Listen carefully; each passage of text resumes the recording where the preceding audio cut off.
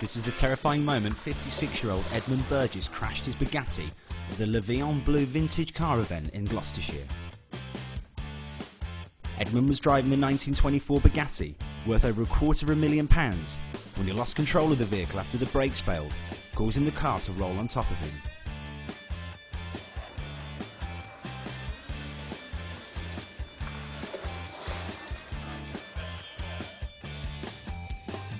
Incredibly, Edmund emerged unscathed from the accident, but will be spending the next 8 weeks repairing the bonnet, front wheel and scuttle before taking it to the track again.